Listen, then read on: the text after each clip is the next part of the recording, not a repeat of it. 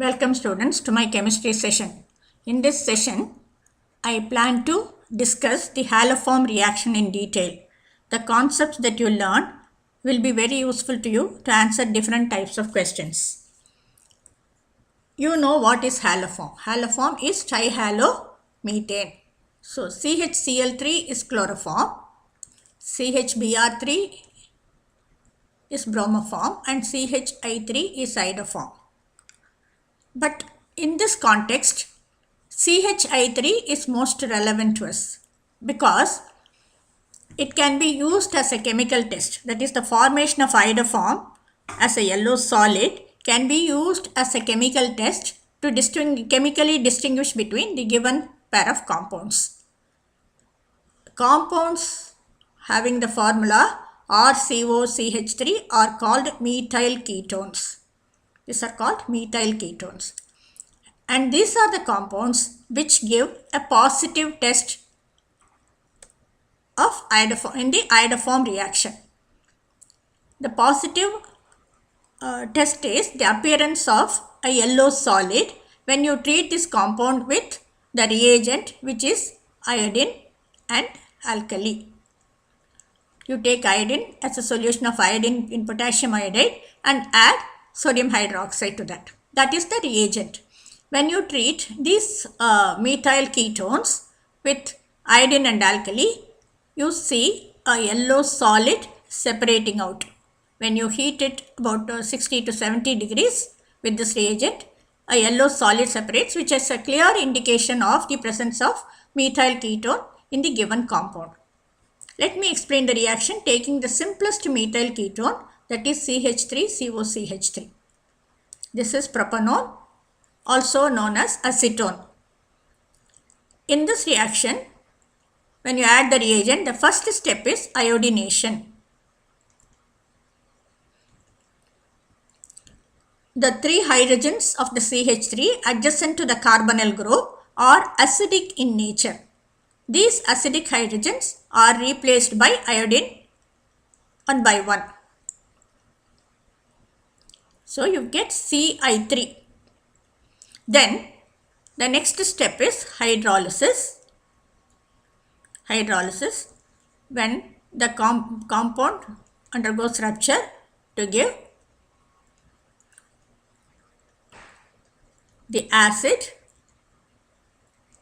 and CHI3, which is iodoform. This is the yellow solid. Remember students, this is not the mechanism. I am only showing you the course of the reaction. Let me go over that once again. A methyl ketone, the simplest one we have taken is acetone. When you treat it with the reagent iodine and alkali, first undergoes iodination, in which the three hydrogens of the COCH3 group are replaced by iodine, and the compound undergoes hydrolysis further to break up to give you acid and iodoform. You have acid formed and you already have an alkali in the solution, so you will end up getting the salt and water. So the salt of the acid will be formed finally. Now the next higher ketone, methyl ketone, is butanone. Butanone also will give a positive test with this reagent of iodoform test. And what would be the products? You can straight away write CH3, CH2. That CO will be converted into the carboxylic group. COO minus, you can write the carboxylate anion, plus CHI3. Is that clear to you? So this is how the reaction will be. The next higher ketone is pentanone. If I ask you to write the structure of pentanone, some of you would be writing it as CH3, CH2, CH2, COCH3, and some others will be writing it in the form CH3, CH2, CO, CH2, CH3. These two are isomers of pentanone. Can you say which one will give you positive iodoform test? That is, if you if you are given these two compounds in two test tubes and add the reagent iodine and alkali, which one will form the yellow solid? If you have understood the reaction, you will be choosing the 2-pentanone which has the required COCH3 group. In 3-pentanone, you do not have COCH3. It is only the two adjacent ones present near the CO group are only CH2 groups. So it is 2-pentanone which gives positive iodoform test. This gives positive. So now you understand that you can use the iodoform reaction as iodoform test to distinguish between these two compounds when you are given them into different test tubes and asked to chemically distinguish between them. Now, if we take the set of compounds represented by RCHOH, CH3, what are these? These are all secondary alcohols. Now, these compounds also give positive iodoform test. How is it? They don't have the CH3CO group. Let us see how. You know you are treating it with the reagent I2 plus NaOH. You know iodine, in general, halogens are oxidizing agents. So you have an oxidizing agent in the reagent. So the secondary alcohol first undergoes oxidation. Oxidation to form RCOCH3. You know secondary alcoholic group on oxidation gives CO. This is partial oxidation, it gives CO. When you use very strong oxidizing agents, you know that the molecule breaks up and you get two different acids. As the first step of oxidation, secondary alcohol gives a ketone. And this undergoes further the two steps, iodination to form RCOCI3 and hydrolysis to form RCOO minus plus CHI3. So, such secondary alcohols having the formula, general formula RCHOHCH3 also give positive iodoform test. There are 3 steps in the iodoform reaction. Now, if you take the methyl ketones and have a hydrogen in the place of R. Supposing you have a H in the place of R, what will be this compound? This is nothing but CH3CHO. That is ethanol.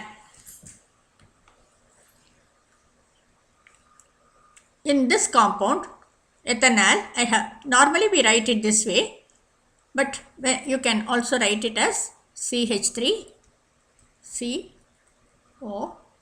This is the way we have to write it, and see, you have the required CH3CO group. Hence, this will also give positive iodoform reaction. Out of the aldehydes, we find that ethanol gives positive iodoform test. So, I will write CH3CHO gives positive iodoform test.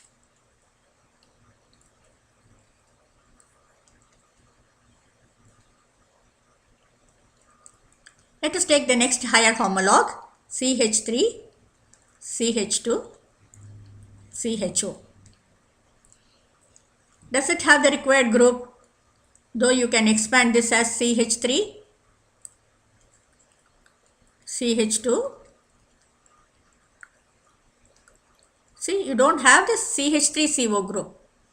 So, this will not give a positive iodoform reaction. So, if you are given these two compounds to chemically distinguish between them,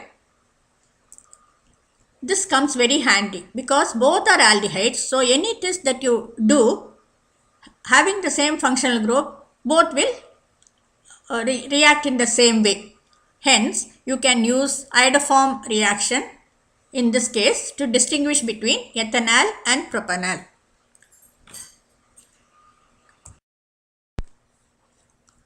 We know that compounds of the type RCOCH3 give positive iodoform test. You also learnt that secondary alcohols of such a formula also give positive iodoform test because the secondary alcoholic group can be oxidized by the iodine in the reagent to ketonic group. And we saw that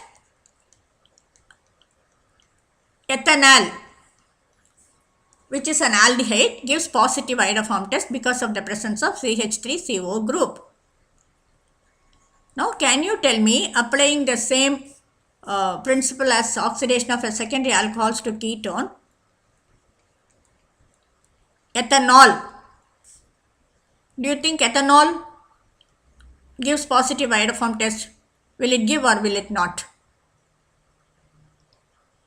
What do you think? You know, primary alcohol, ethanol on oxidation gives ethanal, isn't it? A primary alcoholic group gives aldehyde group on oxidation. So this on oxidation will be giving you CH3CHO. So this is the first step which is oxidation, which is done by the same reagent because you have iodine there, which is an oxidizing agent. So it can bring about this oxidation, and this is having this required CH3CO group. So this can also give positive iodoform test. So this is the reason ethanol gives positive iodoform test. So here I will write CH3CHO and CH3CH2OH. So these are two classes of compounds, methyl ketones and secondary alcohols of the formula RCHOH-CH3. These two classes of compounds, however the length of the R group, it can give positive answer for the iodoform reaction. Ethanal gives iodoform reaction. Ethanal as a single compound among the aldehydes is the only one which gives positive iodoform reaction, and ethanol is the only primary alcohol which gives positive iodoform reaction. This can be asked as a reasoning question also. Ethanol, which doesn't have the required CH3CO group, gives positive reaction for the iodoform test. How do you explain that? So this can be asked as a reasoning question, and you will have to explain that ethanol is oxidized to ethanal by iodine in the reagent, and ethanal having the required CH3CO group answers positive iodoform test. Is this clear to you? Look at the pairs of compounds given on the screen. I want you to find out which are the ones which can be distinguished using iodoform test. For that, you pause here, take your time, write the structures and find out which are the ones which can be chemically distinguished using iodoform reaction, and then you can come back and listen to the solution. The first pair is ethanal and propanone. If you write the structures properly, ethanal and propanone, CH3COCH3. So both have the required CH3CO group, isn't it? So you cannot use iodoform test to distinguish between these two. You have other tests. Of course, the question is only can you apply iodoform test to distinguish between this pair. The second set is ethanal, the same thing, ethanal and propanol.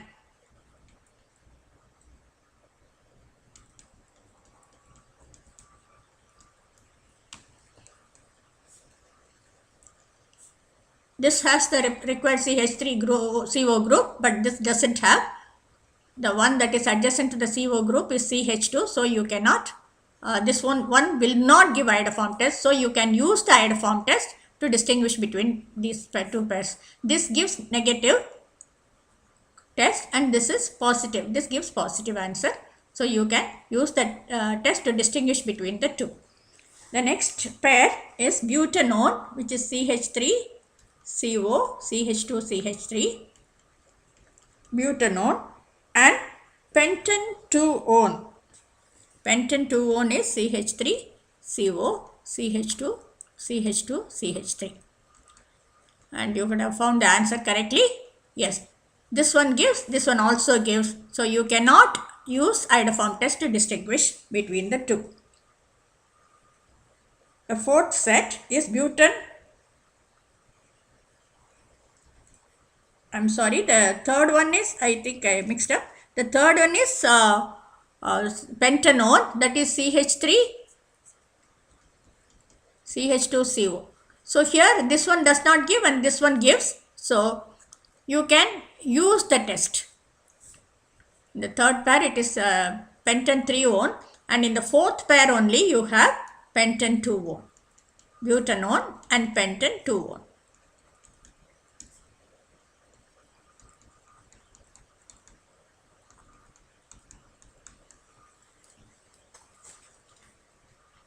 This you know, the answer is no, you cannot, because both give positive test. The fifth one is ethanol, CH3CH2OH, and propanol, CH3CH2CH2OH. Propanol. You know, alcohol gives iodoform test only because of the oxidation. This on oxidation gives ethanol, which gives positive iodoform test, and this on oxidation gives propanol, which does not have the required CH3CO group. So this here iodoform test can be used. Yes, this one gives positive, this one gives negative answer. So you can use iodoform test for distinguishing between the pair. And the next one is ethanol, CH3CH2OH, and propanol, CH3CHOH, CH3. Did you find out correctly? This on oxidation gives ethanol, and ethanol gives positive test for iodoform reaction, and propan-2-ol gives propanone on oxidation, which is also give positive answer for iodoform reaction. So both give positive answer, hence you cannot use this iodoform reaction to distinguish between the given two compounds. I suppose the concept of applying iodoform test to distinguish between the given pairs of compounds is clear to you by now. Now I want to treat a methyl ketone with chlorine and alkali. Instead of iodine, I am taking chlorine and alkali. What would be the reaction? It would be the same as in the other case, RCOO minus, the carboxylate anion, and CHCl3, chloroform in this case. And if you treat a methyl ketone with bromine and alkali, in the same way you will be getting a carboxylate anion and bromoform.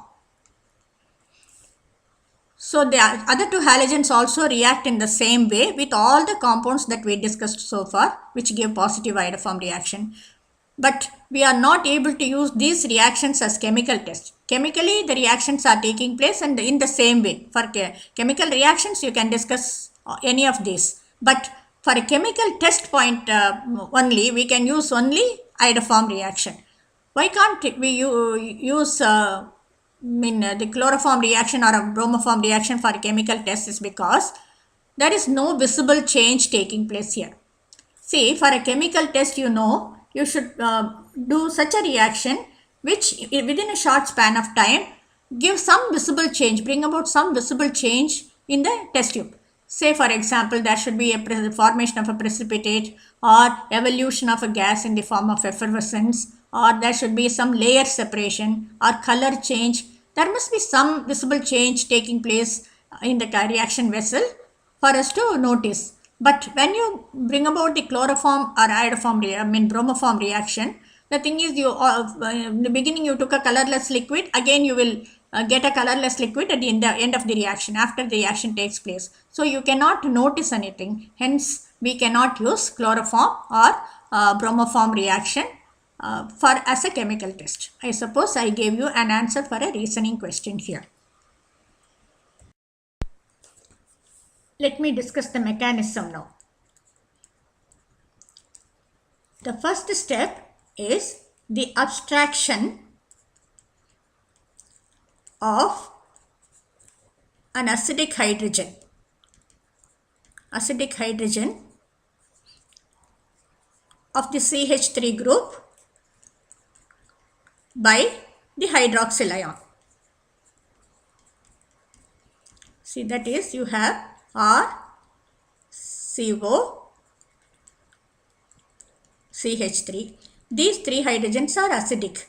The OH minus ion abstracts one of the hydrogens in the first step to form RCO CH2 minus, which is an anion. Okay, I'm sorry, CH2 minus. This is an anion. Now, in the second step, this anion CH2 minus makes a nucleophilic attack on the I2. That is, in the I2 you have a positive iodine, partial positive charge on one iodine and a partial negative charge on the other iodine. Now this is making a nucleophilic attack on the iodine to form RCO CH2I plus I minus. So this we will write it as the anion makes a nucleophilic attack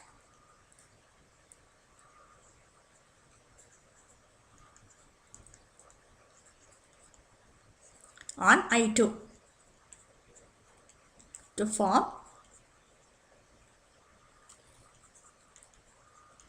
RCO CH2I.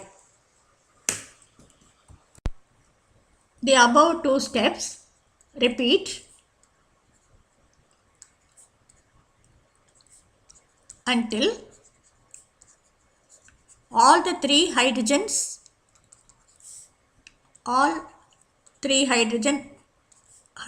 are replaced by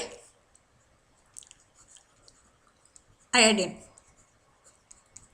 to give you RCOCI3. Okay. Now in the in the third step, if you count this as the third step, we can call it 4, or I will write it as 3. See, RC double bond O CI3. Now the OH minus ion makes a nucleophilic attack on this carbon, which will be polarized to give C plus and O minus. A positive charge will be on C and a partial negative charge will be on O. OH minus makes an attack on the positive carbon, making the CI3 leave. It will make the CI3 leave. So you will be getting COOH, this is carboxylic acid, plus CI3 minus. The last step will be protonation of CI3 minus by the acid. The acid can protonate that. So you get RCOOH